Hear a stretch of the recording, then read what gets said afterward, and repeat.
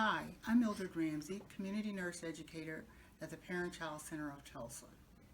This is National Shaken Baby Awareness Week, and we wanted to take this time to remind you about infant crying patterns and to talk to you a little bit about something we call the period of purple crying.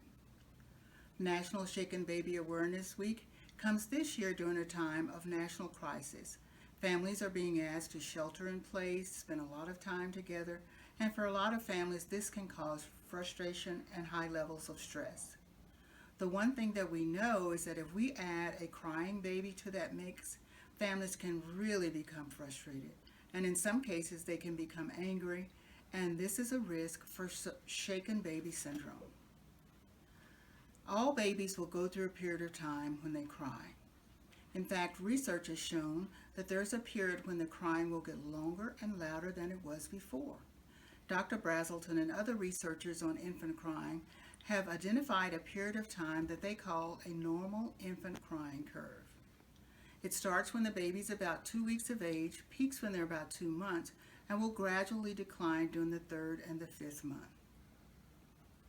All babies go through this. It is developmentally appropriate. It just happens that some babies will cry longer and louder than other babies do. And in fact, Dr. Ronald Barr and his team at the National Center on Shaken Baby Syndrome, they call this the period of purple crying. No, it's not that babies turn purple when they cry. It's just that they use the acronym PURPLE to help us remember characteristics associated with these bouts of inconsolable crying. The first P, it's a period and a peak. That means there's going to be a beginning and there's going to be an end. That starts when the baby's 2 weeks of age, peaks at 2 months, and will gradually go away. U, the crying is unexpected. And in those cases, the baby will cry and you won't even know why. R, resist normal soothing. And what happens is you'll try all of the soothing techniques that you know, and the baby will still be crying. Second P, pain-like face. And what happens is when parents look at the baby, they will assume that the baby is in pain. And usually they'll end up taking the baby to the doctor, and there's usually nothing found. It's just that when you see your baby's face like that, you will just assume that they're in pain when they're not. L, long-lasting and in some instances loud. Some babies will cry as little as 20 to 30 minutes. Some babies can cry as long as 2 to 5 hours. E, evening. And what that means is that the crying pattern will usually start in the late afternoon and early evening. We've heard some people refer to this as the witching hour. The baby will start to cry about the same time every day. And this is the period of purple crying. We know that all babies will go through a period of purple crying. We know that some babies will cry longer than other babies do. And we know that during the period of purple crying, there are some times that we can't soothe the baby. And these bouts of inconsolable crying can cause caregivers to become very, very frustrated. They don't know what to do, and a lot of them don't realize that they have options. And in some cases, we found that some people become very angry and they shake the baby. This is known as shaken baby syndrome. Inconsolable crying is the number one trigger for shaken baby syndrome. Shaken baby is caused by shaking the baby when they're crying. What happens is the baby will cry, the caregiver gets frustrated, and the next thing you know, they're holding the baby up saying to the baby, stop crying, stop crying, stop crying. They are not intending to harm the baby. They just want the baby to stop crying. And what happens with a newborn baby is that the head is large, they have a weak neck muscle, and that makes them more susceptible to shaken baby syndrome. One of the things that we know is that shaken baby syndrome can cause lots of injuries in babies. The one thing that it will do is cause brain injuries. Those brain injuries can lead to death. 1/3 of the babies that are shaken will die. Even if the baby lives, 80% of those children will be blind. Other babies will be living with lifelong disabilities, developmental delays, and all those things that can be caused by a brain injury.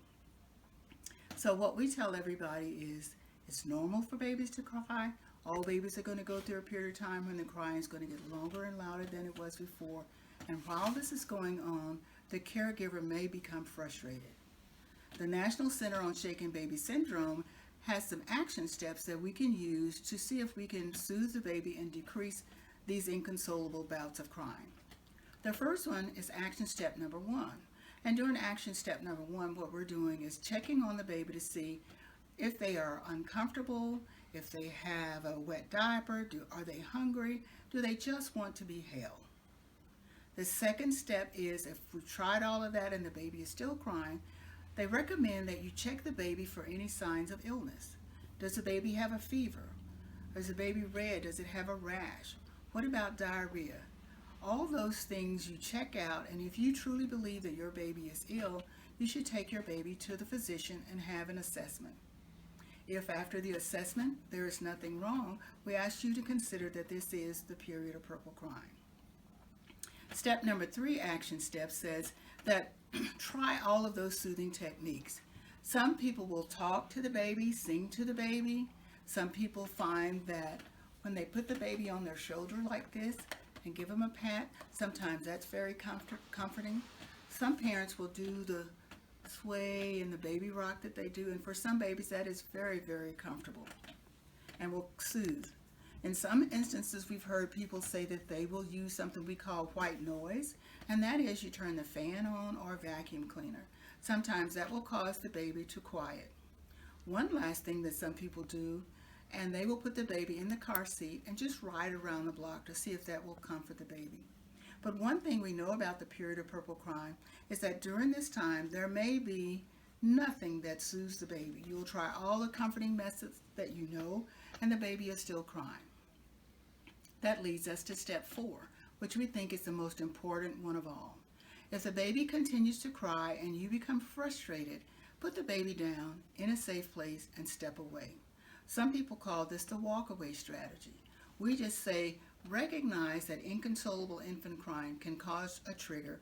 That trigger can cause you to become frustrated and angry, and in some instances, some people have shaken the baby. One of the things that we say is, the crying doesn't cause the injury, it is our response. So if we recognize infant crying as a trigger and we can adjust our response, we can make a big difference in shaken baby injuries.